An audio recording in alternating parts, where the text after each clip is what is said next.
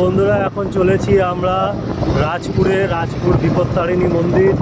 তো প্রথমবারই আমি যাচ্ছি, যাই হোক তোমাদের সাথে আমি ভিডিওটা শেয়ার করব, কিভাবে যাচ্ছি, কোথায় পুজো দিতে হবে, কিভাবে আপনারা পৌঁছাবেন, সমস্ত কিছু ইনফরমেশান থাকবে। তো ভিডিওটা স্কিপ না করে আপনারা পুরো দেখতে থাকুন।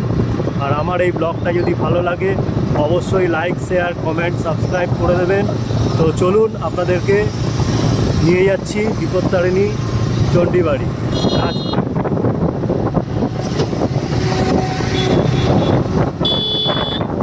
শিয়ালদা থেকে আসতে গেলে আপনাদের শিয়ালদার দক্ষিণ শাখায় এসে রাজপুর স্টেশনে নেমে সেখান থেকে অটো নিয়ে আপনারা চলে আসতে পারেন। এছাড়াও যদি বাসে আসেন আপনারা রাজপুর শ্মশান সংলগ্ন বাস স্টপেজে নেবে, সেখান থেকে পায়ে হেঁটে মাত্র 10 মিনিটের পথ আপনারা পৌঁছে যাবেন বিপত্তারিণী চণ্ডী মন্দির।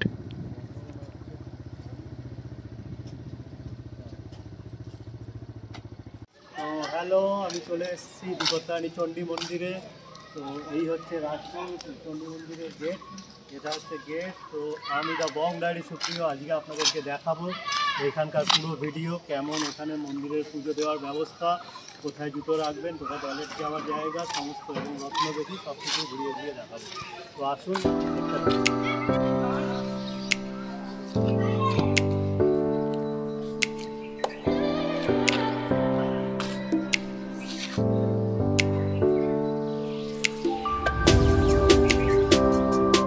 এখানটা আপনারা হাত ধুতে পারবেন, হাত ধোয়ার পুজো দেওয়ার আগে এখানে হাত ধোয়ার জল আছে এবং খাবার জল রয়েছে।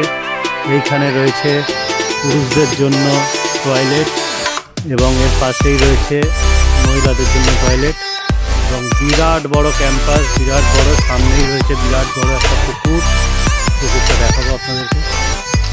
এখানে মানে একসময় পাখি থাকতো, খাঁচা করা রয়েছে, কিন্তু পাখিগুলো এখন দেখা যাচ্ছে না। এই হচ্ছে মন্দির লাগোয়া বিরাট বড় পুকুর, প্রচুর গাছপালা রয়েছে এখানে।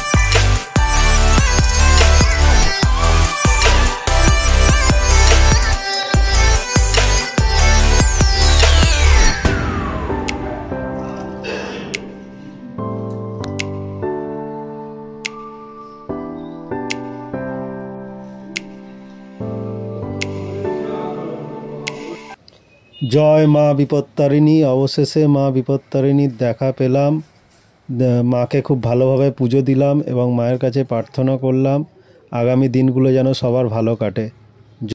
তো আসো তোমাদের দেখাই বন্ধুরা, এই হচ্ছে বাবা দুলালের সিদ্ধপীঠ। এইখানে বিল্লবৃক্ষমূলের গাছের নিচে রত্নবেদী স্থাপিত আছে। এইখানটা বাবা দুলাল 17.5 বছর বয়সে সিদ্ধি লাভ করেন এবং এখানে 3 দিন 3 রাত বিরামহীন তপস্যার পর এখানে মায়ের স্বরূপ দর্শন পান বাবা দুলাল। তো আসো তোমাদেরকে ভেতরে নিয়ে যাব এবং দেখাবো ক্যামেরাম্যানকে বলবো নিয়ে আসার জন্য।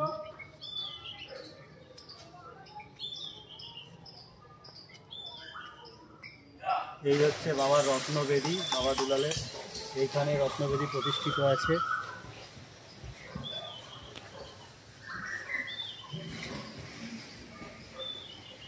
এই রত্নবেদীতে বসেই বাবা দুলাল 17.5 বছর বয়সে সিদ্ধি লাভ করেছিলেন